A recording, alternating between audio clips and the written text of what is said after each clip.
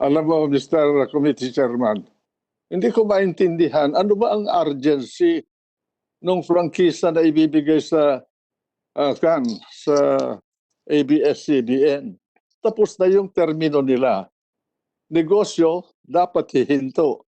Ngayon, ang urgency ba niyan ay dahil kailangan malaman ng ating mga kababayan ang nangyayari sa ating bansa?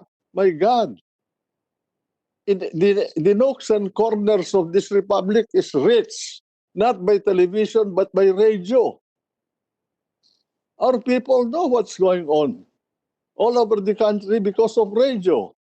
More than ABS, CBN, and GMA7, or PDP, or the government station, or all the other TV stations. So the question of communication and information is not an issue. The issue here is we must comply with the Constitution. We must comply with the laws. We must follow the rule of law in the country so that wag naman parang linalaro. The franchise of ABS-CBN is a law. And that law describes the privileges, the businesses, the activities, and the powers that the franchisee can exercise. And that law also circumscribes or establishes the limiting date when the privilege can be exercised by the grantee.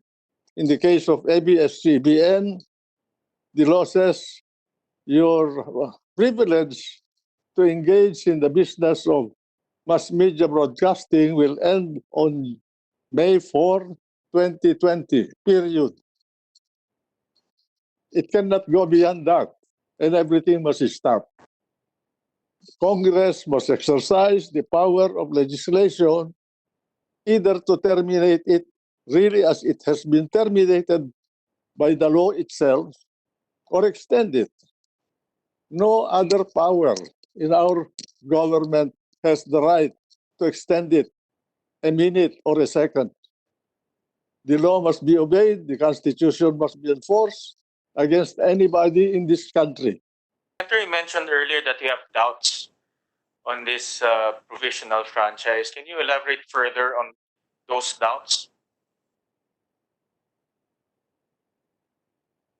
There must be a certain degree of permanence of any legislative action. It cannot be ad hoc. You are not a delegated power like NTC that you can exercise quasi-judicial power or quasi-legislative power through rulemaking power that Congress delegates to you. Congress must enact a law, and that law must be complete in every respect. Well, if Congress can grant a temporary franchise, what is the impelling or compelling reason for Congress not to grant a permanent franchise with a reasonable period of 25 years?